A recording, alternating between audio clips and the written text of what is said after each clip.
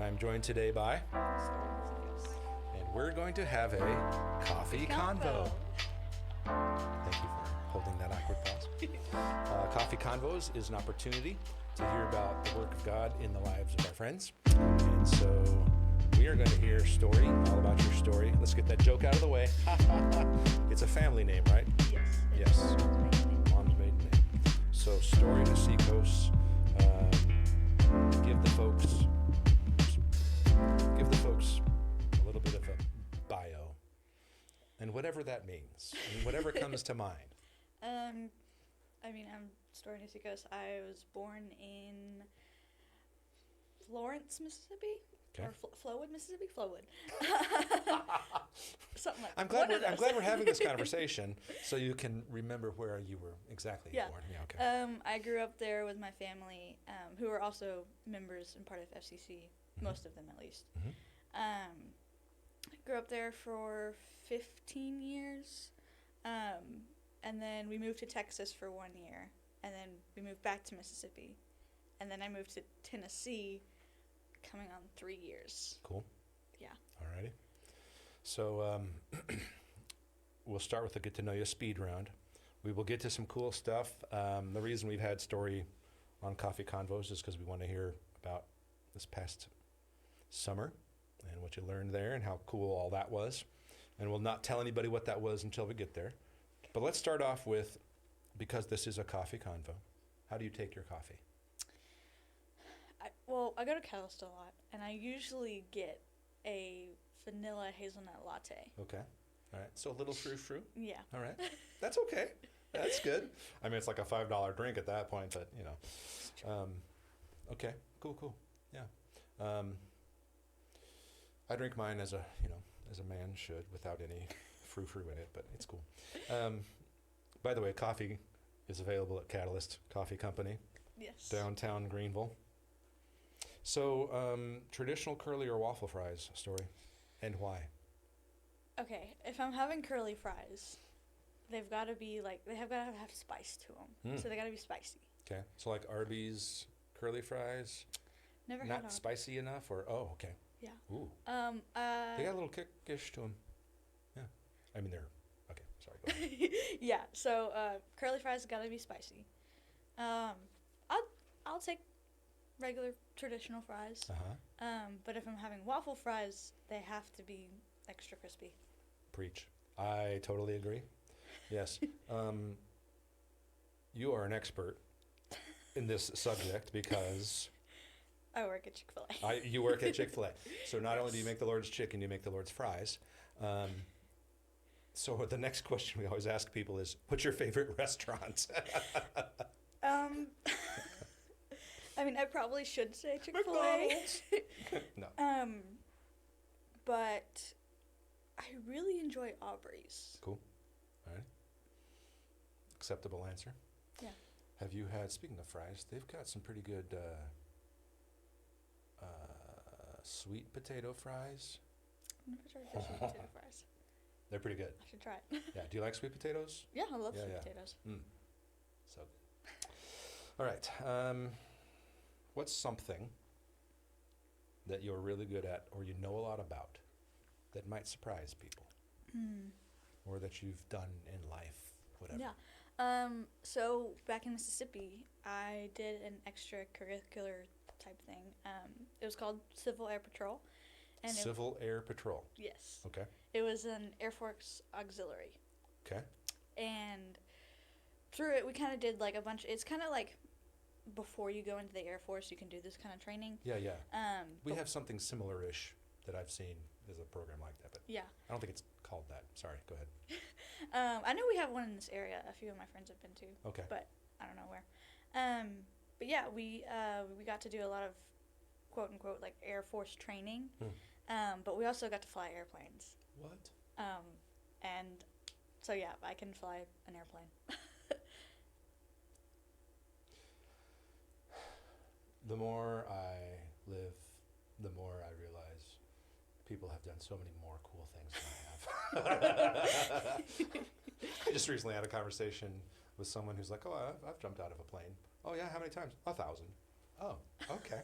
All right, yeah. That's 1,000 times more than I have. So what kind of plane did you fly? How long? Where? Cessna. A Cessna? Yeah. Cool. We were, I think the flights were 30 minutes to an hour. Nice. But yeah, we'd have an actual licensed pilot. With you? Yeah, I'm assuming. yes. Yes, thank you Yeah. for clarifying that. They just let you go. No, yeah, we would have a licensed pilot, and then we'd kind of be their co-pilot. Uh-huh. So they'd kind of get us up in the air, and then they'd just say, take over. So they would give us like a tiny bit of training in the air, but Sure. mostly they were just like, go wherever you want. Yeah. Did it turn and move faster or slower than you anticipated? How did you have to, like, what was it like to get used to it? It's like Yeah. when you're first driving, sometimes people will like, holy cow, like, calm down. It'll do what you want. Relax. And then other times it's like, a little more brake. Hello, a little more brake, a little more. And you're at the person's bumper in front of you. What was it like for that experience? Yeah.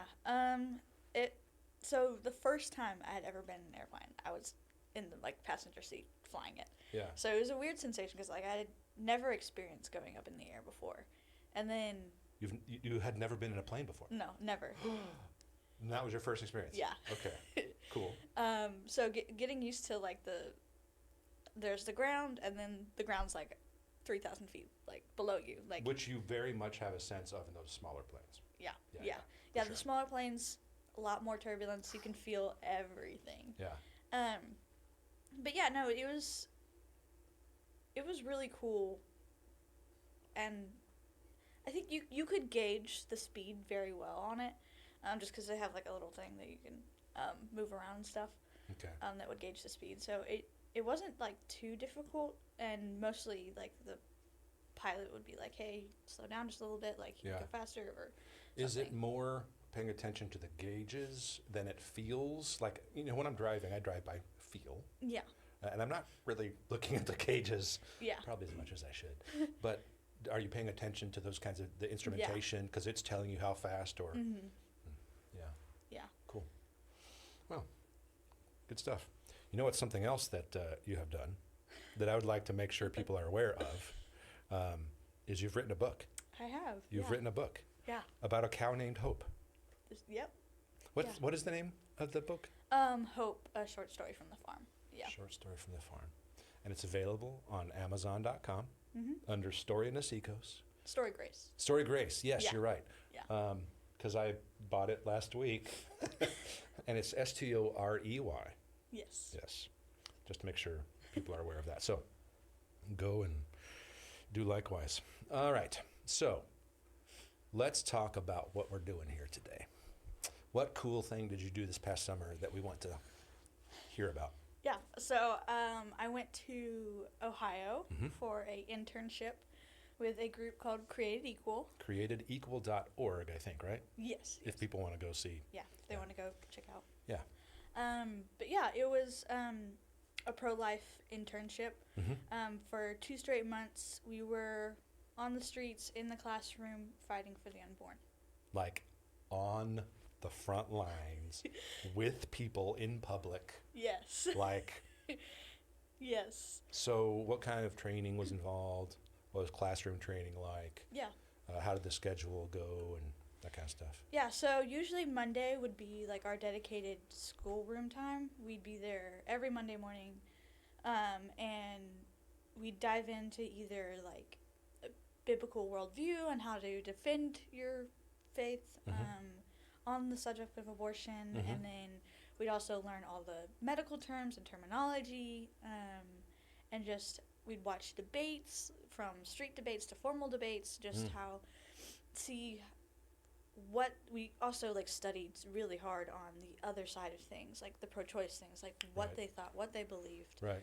and just kind of we tried to know them better than they knew themselves, Mm-hmm. so we knew where we stood and we could back it up very well Yeah.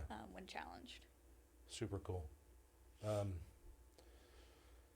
When you and I talked before, you said a version of what you just said about knowing the opposition argument, knowing the other side of the argument. It's not enough, in a sense, to quote just know the pro-life argument. Mm-hmm. And in fact, I remember reading quite a bit in undergrad versions of you don't know your own thinking and argument unless it's been tested and you're aware of the other side of things and ways other people will attack truth. I think that's a huge piece of it that it sounds like you got a lot of. Yeah, definitely. When we were on the streets and we were actually talking to people, I had heard things that you could never prepare me for, like Sure. the wildest things people would say, and we were just like, hold up, do you even know what you're saying? Right. But we'd had a so like cool thing, like after every outreach we'd come together and we'd all be like, this is what we like got The debriefing. to, like, debriefing. This is what the challenges that we had that day. Mm-hmm. So that was really cool, being able to be surrounded by a group of people that were just like, hey, I had no clue how to answer this. Right. And this person was just yelling at me, like, what do I do? So yeah, that was really cool, just to have those experiences of like, these people are attacking me. Mm-hmm. And it's not just they're attacking me for what I believe, but like they're attacking me personally because they know that can get to you. A lot of ad hominem was going on. Yes. As we like to say, ad hominem. It's to the human, to the man kind of argument, as if it's about the person and not the actual argument. Yeah. So it sounds like I remember learning stuff in philosophy classes, theology classes, in Bible classes in seminary, where you would hear, okay, so here's these ways of thinking, worldviews, and you'd think, okay, that's wrong, and you've heard it, you've read about it, but it's another thing entirely to be in a conversation with someone, and to hear those things, and then also to hear a bunch of things, like it sounded like you were saying, then you'll hear a whole huge world of other things that sound nothing like the argument. Yeah. But they may not realize that's the argument they're making.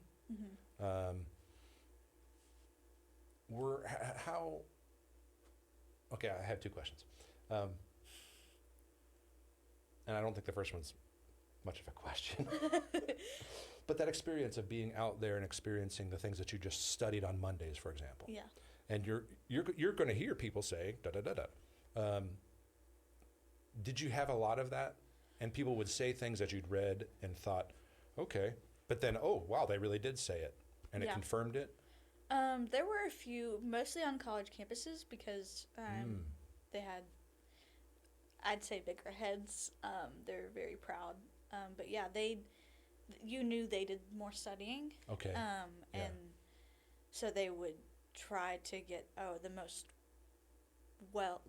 the most academic sounding, logical, supposedly argument. Yeah, they just pull that out of thin air and be like, oh, okay, we can have an actual argument. Yeah, that makes sense. Or debate. And it's a college campus where theoretically ideas are the thing. Yeah.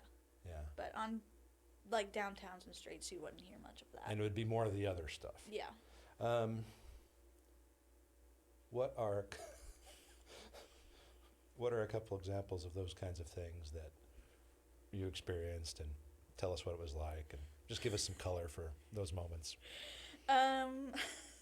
Because I think I know that some of your answers are things that people would be surprised to hear, like, whoa, that went on. Yeah. Well, there were very colorful people on the streets of Ohio. Lots. We don't have those here in East Tennessee. Not at all. No. I think lots of people would just automatically defer to the mother and just being like, it's all about the mother. Like, what are you doing for her? And of course, yes, that's a very important thing to discuss. Sure.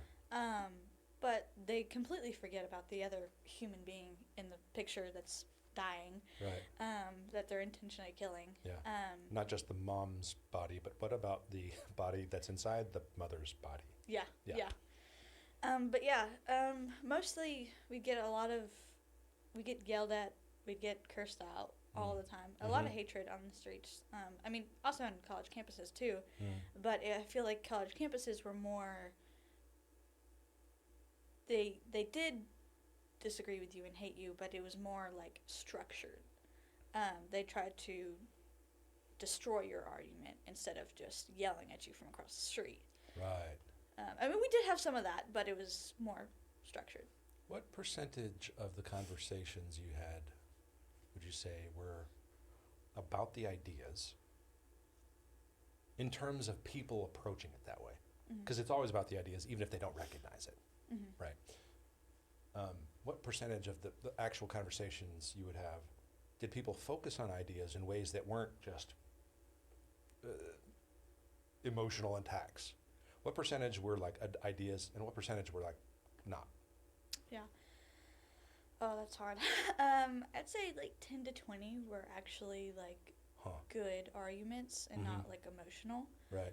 Most of them were emotional because a lot of people, they've dealt with it personally in some way or another. Yes. I mean, or they know someone. Yeah, or they know someone who knows someone. Yeah, they've dealt with it in some personal way. Right. So you're already attacking them on a personal level, and so they're like, "Well, I'm gonna attack you on a personal level," or "I'm gonna get all emotional," and like, so it's 10 to 20% I'd say were actually good, constructive, like arguments, debates, like that they knew their stuff. Wow. And those were so much fun to have. Like, you liked that better? Yeah, I liked both because I liked when, like, they had structure and they knew their stuff, because you could, it'd be more of a formality, but then with like the emotional stuff, you take a different approach to it, and you see whether, depending on where they take the argument, either if they have had an abortion personally, or so you try to find out why. Yeah, why they're getting so emotional. Okay. You really want to see the person and get to know the person. Yes. Because if they come at you emotionally, no matter what you're going to throw at them, like no matter how you take the argument or what you're going to bring up, the statistics or like, I can't say that word very well. That's easy for you to not say. Yeah. At that point, they don't really care. They don't want to care. They're just like, this is all my emotional trauma. Take care of it. Like, so you want to get to the person's heart and their core. Sure. And really like, okay, this is obviously bothering you on a whole different level. And seeing the person and just talking to them, it shows, like, taking a step back from the actual debate and argument shows that you actually care for the person. And I've had like the most... Which is pro-life. Yeah, which is pro-life. In the sense of a holistic pro-life, about that human who's created in God's image, even if it's not the baby we're debating about. Yeah. Shows that, like, oh, this person actually cares. And I've had like the most amazing conversations with people. They just, like, there was this one dude, I will never be able to forget him. He, like, I could tell when he was walking up to me, like, just his, like, the way his body was moving and just his facial expressions, I could tell that something outside of what the conversation that we were having was bothering him. So I dropped the entire discussion and I was like, hey, like, how are you doing today? Like, is something going on? Like, do you want to talk? And because, like, I had no personal ties to him, he felt totally okay. Totally free to be... just to say anything. It's funny how that works sometimes. Yeah, which is, like, a great thing. Like, you have no personal ties to any of these people. Yeah. And they just feel like they can say anything, which is a good and bad thing. Yeah. But, yeah, he just poured out his heart. He had someone that had died recently, and he was just struggling with all of it, and he... And abortion. Yeah. And pro-life people trying to make an argument against abortion raises that issue, whether he was probably cognizant or thinking about it explicitly or not. Yeah. Just seeing y'all there raises those kinds of things. Yeah. Probably. Yeah, I didn't get to know his name at all, but, like, I'll never forget that conversation that we had. Cool.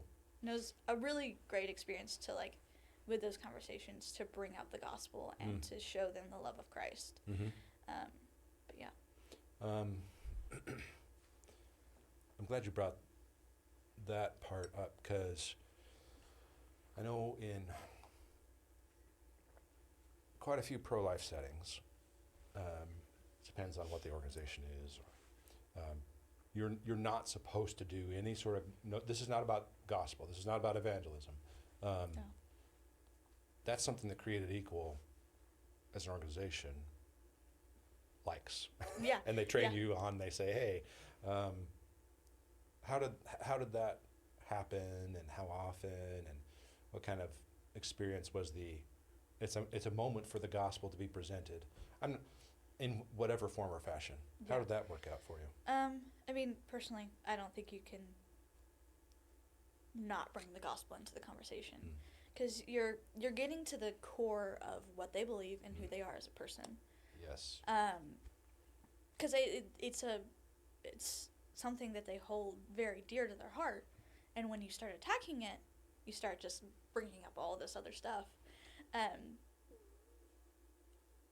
And I believe that you should, like, no matter what, if you hold the gospel near and dear to your heart, why are you not sharing it? Why are you not giving it to other people and giving them, like, hope? Well, and ultimately, a holistic pro-life worldview, theology, way of thinking about this issue is to provide hope for those who have experienced it and need forgiveness, who are carrying around guilt and shame because of it, whether that's a mom or a mom of a mom, or the dad who didn't end up being a dad in practical terms after what happened with the person that he was with but not with. What are you supposed to do if you're not presenting the gospel? Yeah. What hope is there going to be offered? Yeah. It's so heartbreaking, because, like, people who don't believe that the pro-life should talk about the gospel, it's so heartbreaking because you can't give them any hope. You can't give them Christ's love. You can't show them any of that. Most organizations say, like, just don't say anything until they bring it up. Right. Right. Which, if they're a political organization in technical terms, I think that's some of the limit legally that keeps them from being sued or something like that. Yeah. Theoretically. But we were not political, so we were okay.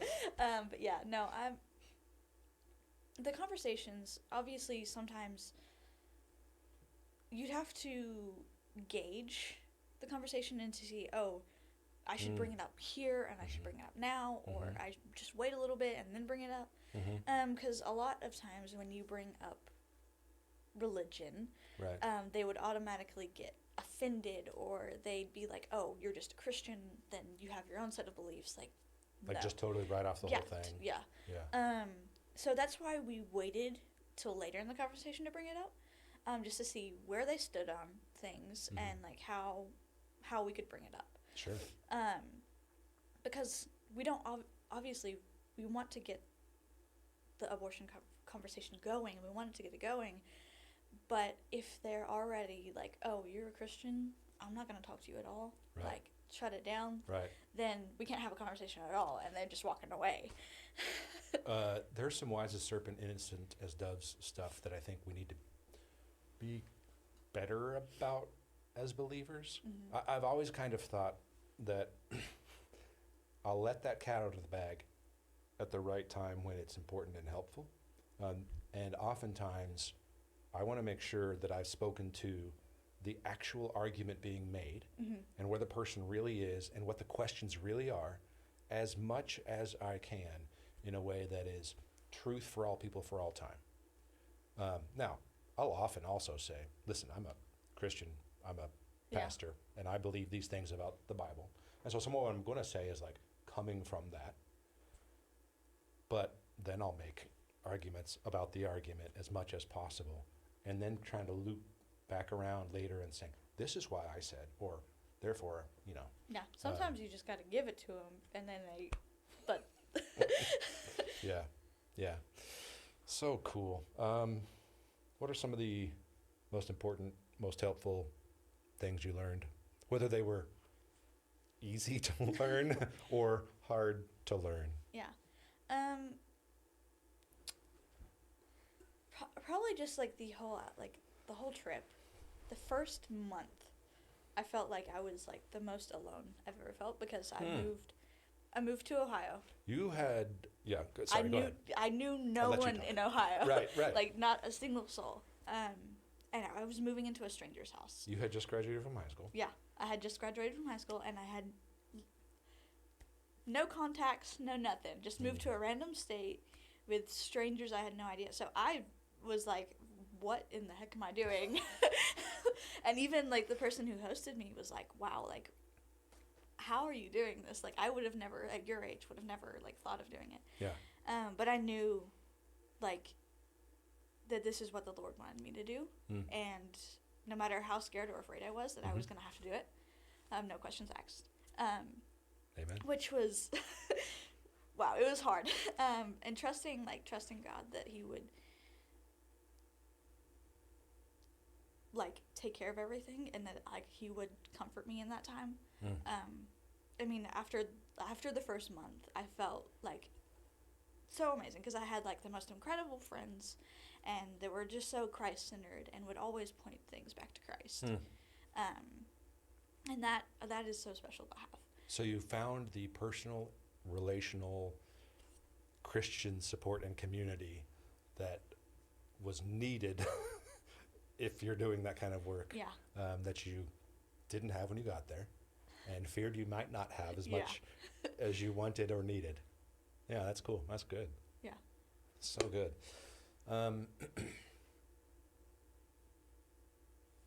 What would you say to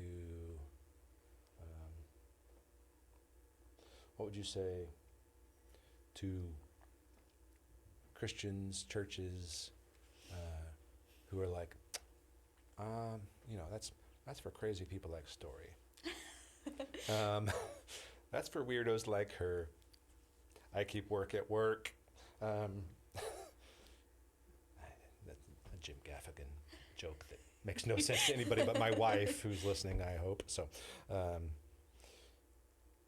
what would you say to people who are like, I don't know if I want to, Yeah. or that would say like, that's not my responsibility. I would look at them straight out and be like, it is. Like, you can't make an excuse. Yeah. Like, if you... I don't know how someone can just sit around and let people die. Like, to me, that's like when I was like, I'm just sitting here and people are dying every day. Thousands. And it's not just people die because we live in a broken, sinful world where things are bad and death is real. Yeah. It's a premeditation of death, which is murder.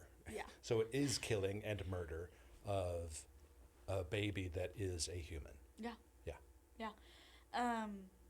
I just, like, it's definitely, for churches, I'd be like, why is this something that you're afraid to talk about? Yeah.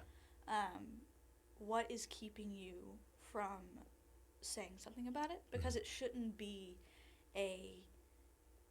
are we going to talk about this, or are we not going to talk about it? Is it political? It shouldn't. It should just be like, this is what we're going to talk about. It's apolitical in that it's someone all people for all time and all cultures have agreed is a bad and wrong thing. Yeah. And even, nerds out there are going like, well, what about those religious people back in the day that, killed their kids because of, to the God who yada yada. There's still evidence, anthropological evidence, that those kinds of things even were done not because people wanted to, but because they were doing it as an idol to a pagan small g god out there, and that the culture itself never thought that was good for the culture. No culture has ever thought that. Every single culture has thought, we need to produce after our own kind and have more babies and raise families for the good of our culture and for everybody in that culture. Anyway, sorry, just a little parenthetical nerd moment. It is not political in that sense, and it's actually a priori. It's before It's before the political kind of thing, because it's a moral cultural thing that is the foundation of reality and humanity, period, at the foundational level, before you get to politics. Anyway, we'll just, yes. So, I totally agree with you. Yeah. Yeah, and simply because in our modern use of, simply because people make it a political issue is not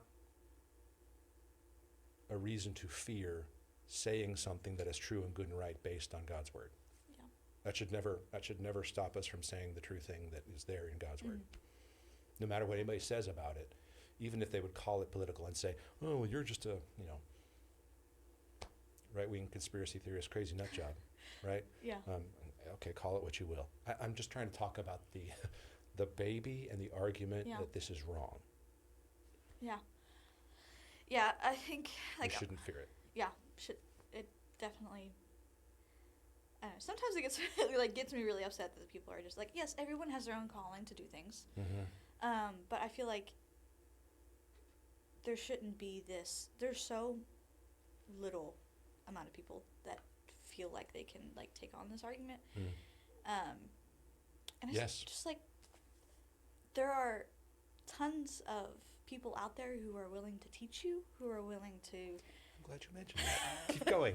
Yes. Who are willing to say, hey, this is when your faith is being attacked in this way. Right. This is how you can defend it. This is, and I think it's just like something that every Christian should know, at least at a base level. Oh, this is what the Bible says about it, but this is also like murder, and the Bible automatically says murder is wrong. Genesis 9. It's right there. Yes. So, I think every Christian should have at least a base of how to defend it.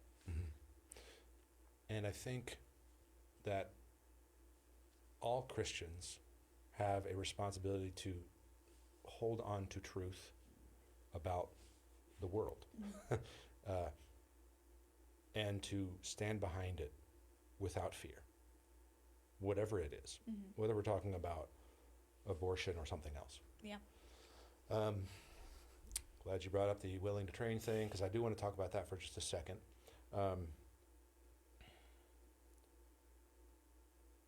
We've begun to meet and talk about taking what you've learned, putting it together in a class format, and you and I putting it out there for our people here at church, and for anybody in the community. To go through and learn that stuff. So we'll be showing people that in the not too distant future, which I think is going to be a real cool opportunity for our own people to learn the stuff, to really dig deep. Because I think for a lot of people who are Christians, they'd say, oh yeah, this is where I am on this issue. And I have a generic kind of understanding about it. But I don't want to have a conversation with somebody about it, because then I'm out of my depth and there's no way. Well, it won't be very hard to tell people some real basic stuff to go like, okay, we got this depth. You're ready far more than you think you are. Yeah. I think that's truer than people realize. So I think we have 12 weeks so far. Is that right? Yeah. In 12 weeks of coming along in this class, they'll be pretty well equipped. Yeah. Actually. Yeah. 99+% of the entire population out there would not be remotely as equipped as someone going through 12 classes of what it means to be a pro-life Christian. Yeah. I'm really excited to start. Yeah, it's super cool. It's super cool. And I think it's super cool that we can say, hey, you did this thing. That was cool and valuable. Let's all learn from you about it and use it to help equip others for it. Have we come up with a title for the class? I don't think we have. I don't think we have. I just was thinking, the pro-life Christian. I don't know. We'll figure it out. Yeah. Any last thoughts about the whole summer and anything else that we've not touched on that you think is important to hear and talk about?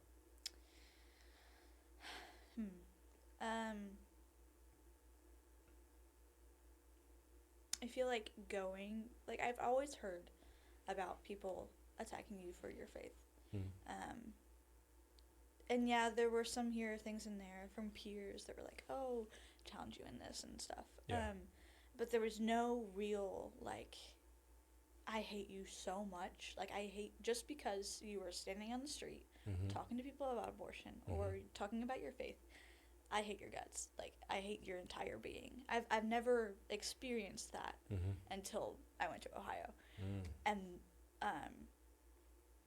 I feel like for me, at first I was like, whoa, what is this?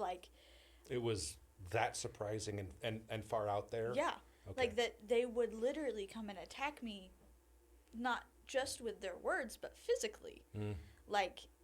I had people getting in my face, backing me up to the wall. You had that one big giant 6'4" or whatever type guy, yeah, right? he was 6 foot something, hot pink t-shirt. He was so mad. And I had simply asked, hey, what do you think about abortion? That was the only thing I had asked him. Yeah. He looked at me and was like, do you really want to know? And I was like, I don't. Yeah. I retract the question. Yeah, I was like, I was like, okay, yeah, sure. I would love to know, right. what you think. And then all of a sudden, it's like a switch turned, and he was this big old burly man, backing me up against a brick wall, yelling at me and saying all these outlandish things that I was like, whoa, where did this come from? Thankfully, we had security, and they were able to take care of it. Thankfully, your mom and dad weren't there. Yeah. What happened? Yeah, I texted them a few times over the summer, of crazy things that would happen. And they were like, "Whoa, what are you actually doing up there?" Yeah, that's awesome. I mean, I think it's awesome. Yeah, I do too. Yeah. But I think just knowing that people are actually out there who would actually just hate your entire being, you've said one question to them and they presume all these things about you. Yeah. I think it was so cool. Just because, the Bible talks about how if you are fully Christian, the world is going to hate you. The world hated Jesus. Why wouldn't they hate you? Yes. And I got to see that firsthand. And he didn't say, you might encounter this. He said, if the world hated me, it will hate you. Yeah. Which is to say, if you're an actual disciple, you're going to be in situations where that is the case. Yeah. And to not be might mean you are not in the game. You're not in kingdom expansion. You're not holding truth and standing on it. You're avoiding all that as if that's an okay option for the believer. Yeah. Yeah. And I say all this not to scare anybody away from this. But it was just such a cool experience. Yes, at times, I was kind of afraid. I was afraid of this dude backing me up to a wall. But also knowing that no matter what would happen, God would always use that circumstances either to teach me or to show others, hey,